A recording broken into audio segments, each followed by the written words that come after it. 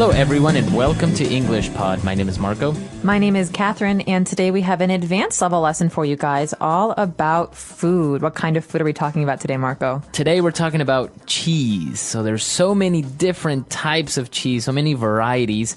So we're going to take a look at these varieties. You may know them or not, but we're also going to take a look at the pronunciation because most of them are either Italian or French. So how do you pronounce these in maybe in American English? Good question. Let's listen to our dialogue for the first time, and we'll be back in a moment to talk about the wonderful world of cheese. Hello everyone, my name is Lori and I want to welcome you to this course. We will learn all about one of the oldest yet most delicious foods on this planet, cheese. Let's get started. Cheese is usually categorized into 4 types: soft, semi-soft, semi-hard, and hard. The designation refers to the amount of moisture in the cheese which directly affects its texture. Making cheese is an ancient practice dating back thousands of years, and the home cheesemaker can usually find recipes for cheese that fall into any of the 4 categories. Soft cheese includes cottage cheese, cream cheese, ricotta, brie, blue, roquefort, mozzarella, Munster, and similar cheeses. These cheeses generally pair well with fruit or meats and can be used as breakfast cheeses in an omelette or as pasta fillings. They are usually mildly flavored and very high in moisture. American, Colby, Kojak, and similar cheeses are in the semi-soft category. These are slightly stronger in flavor and cover a wide range of uses. Kojak cheese, a blend of Colby and Monterey Jack, is one of the most popular. This allows the sharper flavor of the Colby to be combined with the milder Jack cheese and also melts better than plain Colby. Grilled cheese sandwiches often use American cheese, and Mexican cheeses such as asadero and queso fresco are becoming more popular. Hard cheeses include Parmesan, Romano, Asiago, Swiss, Gruyere, and others. Parmesan and Romano are most familiar as the grated powder used to top spaghetti, but they are also used as accompaniments for fruit, wine, nuts, and other appetizer items. Swiss is a popular sandwich cheese and melts well, unlike some other hard cheeses. All right, we're back. So obviously this is a very interesting lesson because it also gives us an insight onto how cheeses are categorized. I personally did not know that you had all these categories of cheeses, starting out with the soft cheeses. That's right. So basically they're broken into these soft, semi-soft, semi-hard, and hard categories. The soft cheeses are the ones that are actually, you could touch them and they're soft. They kind of move under your finger. Right. And the famous ones, I think, are cottage cheese, which is almost like yogurt. Yeah, and cream cheese is all. And cream cheese as well. But also ricotta and brie and roquefort and mozzarella. So, for example, these cheeses, they're usually, they're obviously very soft cheeses.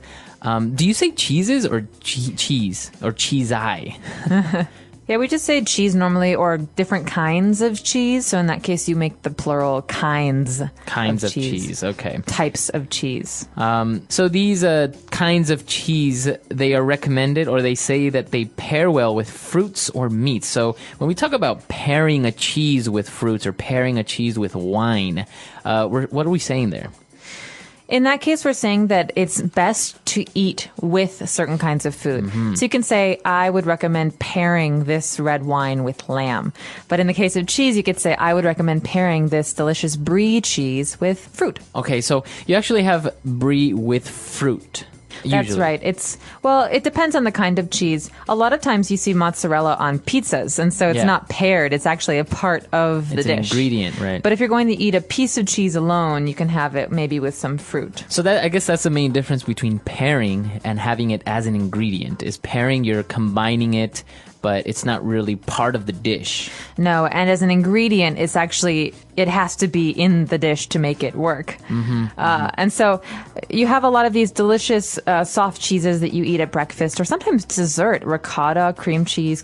These are all parts of desserts, like cheesecake, for example. Oh, yeah. What cheese? What do they use in cheesecake? Usually cream cheese. Oh, really? But then you get into these other cheeses, which are semi-soft or semi-hard. And semi here just means part. So it's partially hard, partially soft. And these cheeses are different because you might use them sliced on sandwiches, things like that.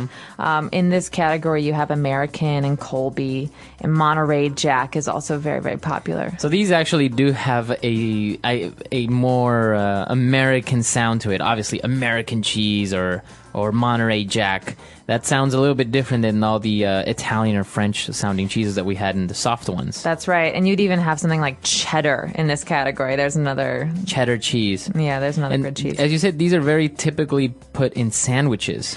Yeah, I mean, you can use them in different ways. Sometimes we grate cheese. That means we rub it against this machine, a grater, to make it come out in these little fine pieces.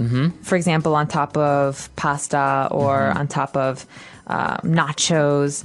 So we have grated cheese, but you can also have sliced cheese, and that's the kind of that's the way that we cut cheese to put it on a sandwich. So, for example, if you go to McDonald's and you get a burger, usually the cheese that's on your hamburger is cheddar cheese, right? That's right. It's a slice of cheddar cheese. Okay. Now, moving on to our next category. Well, actually, towards the end of the different types of cheese under the semi-soft category, they also talk about Mexican cheeses such as asadero and queso fresco. I love queso fresco. You've had this before? Yes, many times. What do you usually have it with, or how do you pair it?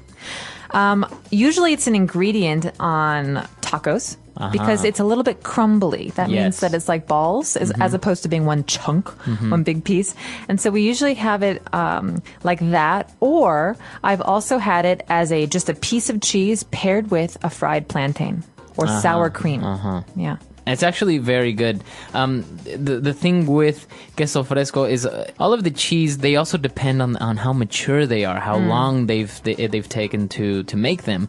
And queso fresco means fresh in Spanish, and this is the main, I think, factor in this type of cheeses that is very, very immature. It's a very fresh cheese. You can make it in like a day or two. Exactly. It just takes one night to sit and to become cheese, basically. Right. But other cheeses, and we'll see some of these in the hard cheeses, take a very long time to become their final cheese state. And one of those cheeses is Parmesan. You know, in Italy, when you buy Parmesan, they have these big wheels of it. They're circles. And you have to pay according to how old it is. Oh, really? 18 months, 36 months. And it gets more expensive the older it is. So obviously the older it is, just like wine, it has a more intense flavor. That's right. And there are special characteristics for certain ages. Sometimes people really like the young ones. It depends on your taste and what you're going to use it for. But Romano is another cheese in Italy that's used like Parmesan on top of pastas. So spaghetti, you would grate it and you put it on top of pasta. Oh, okay. What about they also mentioned this other one, Asiago. Asiago cheese. Swiss cheese is the one with the holes. Asiago is, I don't know if maybe it's Spanish. But then we have Gruyere, which is a French cheese, and it tends to be very, very, very strong flavored. So I think Gruyere is the cheese that usually many people use for making fondue. So they basically have this big pot or this medium-sized pot, and all the cheese just melts, and you just dip pieces of bread or vegetables in there, and you eat this just melted cheese. Fondue, very popular dish in Switzerland. That's right. But yeah, these all these different types of cheese, as you said, there's so many different types, and according to the age. Now, you lived in Italy for a while, and obviously they are they're a nation that enjoy having wine and cheese very regularly, right? That's right, and I have to say that people in Parma take their cheese very, very seriously. How serious? A lot of people buy these big pieces of Parmesan cheese and they keep them in the refrigerator. And you don't just put the Parmesan cheese on the spaghetti.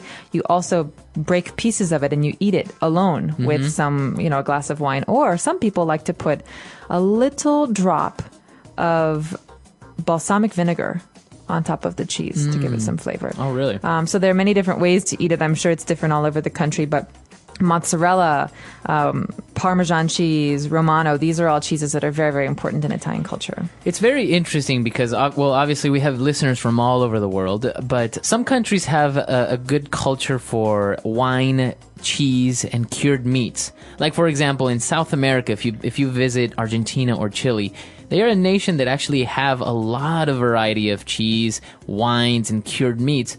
But if you take a trip to maybe Colombia, they're not really that type of culture that really consume cheese and wine in the same manner. Interesting. I wonder if it has to do with the historical relationship between Europe and a place like Argentina. You know, in Argentina, there's lots of Italian former people who came over from Italy many, many years ago, right? So that might have something to do with it. Or also Spain has a very strong tradition of cured meats and cheeses. Exactly. They have manchego cheese, things like this. So I wonder if there's a relationship there. Yeah, I think it's definitely an influence in some way.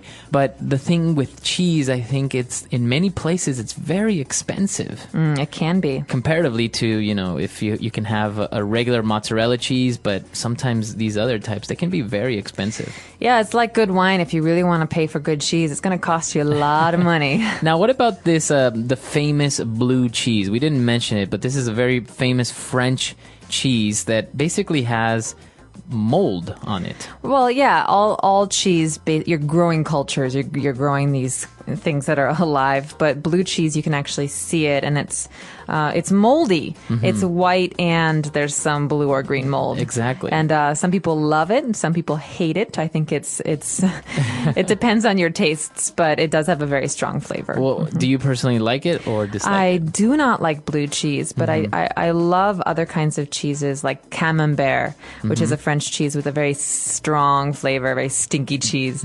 So it's not necessarily that it's strong. It's just that I don't like the taste very much. Okay. Actually, it's very popular on to put on salads, right? Yes. Blue cheese, a sauce or a dressing. Blue cheese dressing. Yeah, that's right. It's made out of blue cheese. It's a very interesting topic, and I'm sure that locally, many people also make, or countries have their own types of cheese. I know, for example, in Ecuador, we do have also something very similar to queso fresco, that's commonly used for breakfast. And here's an interesting thing. They put it in their cup of coffee. No way. So it's cheese. It's cheese. So so basically you have coffee with milk. Very popular in Latin America, and people will take a piece of cheese and put it in their coffee. So obviously with the heat, it won't melt completely, but it will become very bendy and very soft. And then they'll have it with the coffee and the bread. So it gives it a very interesting taste. It may sound a little bit peculiar, but it actually has a very, very interesting taste, very good taste. I've had many friends try it, and they're like, "Wow, you wouldn't really think that you would probably dip cheese in coffee, but it's a very unusual combination." Now, what is this special cheese called? It's called queso de mesa, which is basically normal, common, everyday table cheese. So it's not any particular. It's very similar to queso fresco, very immature cheese.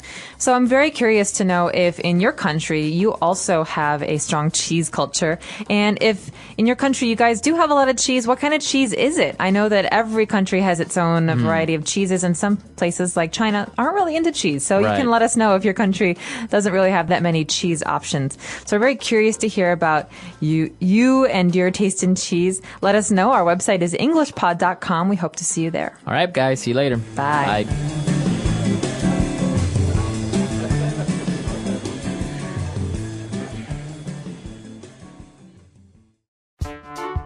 The English Pod Audio Review. Listen to the meaning, then say the vocabulary word. A type of cheese. Camembert. Soft, not strong. Mild. Solid product made from milk. Cheese. The way something tastes. Flavor. The way something feels. Texture. A small quantity of water. Moisture. To destroy microorganisms via elevated temperatures. Pasteurize. Nationality. American. A type of cheese. Colby. A type of cheese. Kojak. A type of cheese. Quesco. A type of cheese. Parmesan. A type of cheese. Romano. A type of cheese. Asiago. A type of cheese. Swiss.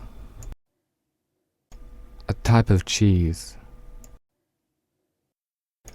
Gruyere. Let's try that faster. A type of cheese. Parmesan.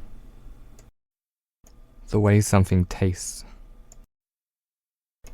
Flavor. Solid product made from milk.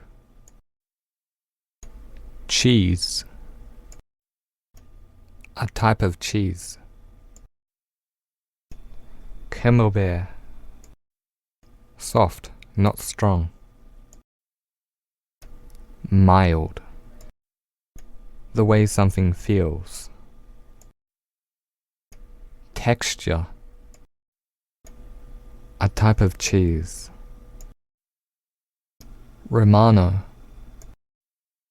Nationality. American. A type of cheese. Gruyere. A type of cheese. Colby. A type of cheese. Asiago. A type of cheese. Kojak. To destroy microorganisms via elevated temperatures. Pasteurize. A small quantity of water. Moisture. A type of cheese. Swiss. A type of cheese. Quesco. Now say the word and hear it in a sentence. Cheese.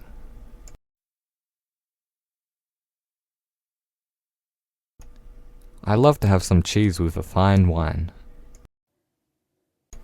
Cheese.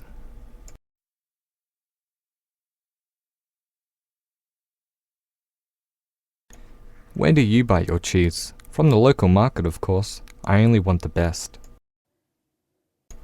Cheese.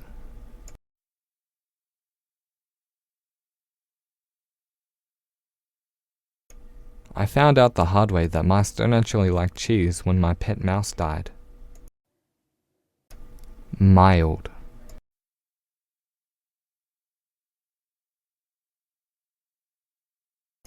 Wow, that is too hot for me. Could I please have something more mild than that? Mild.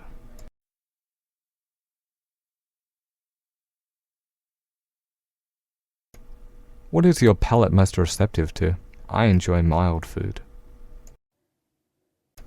Mild.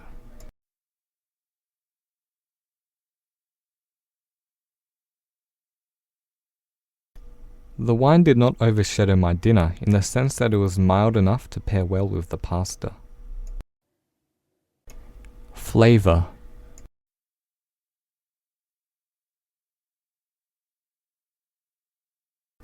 The chef brings out the strong flavor of the steak by seasoning with salt and herbs.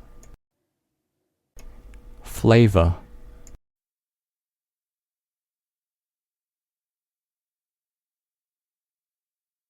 The wine of my home country is a bold and peachy flavour. It goes well with rabbit.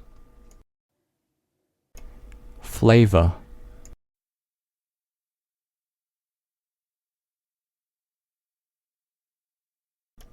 The flavour of Brazil during one of its festivals is of celebration and exuberance.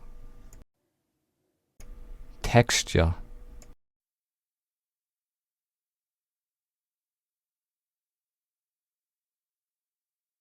My friend was surprised that the texture of the dinner his wife had made was similar to that of a hard rock. Texture.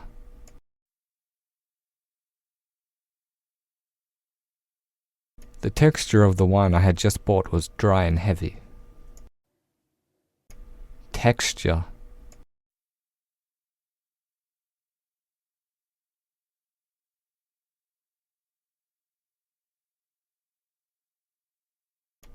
At first taste, I thought the wine was soft and sensual. By paying close attention to the texture, however, I realized it was rough and coarse. Moisture.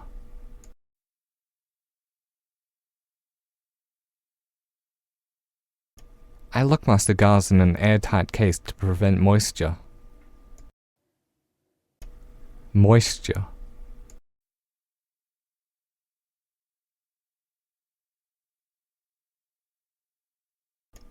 An important factor in the success of growing your vegetables is the moisture that they receive. Moisture.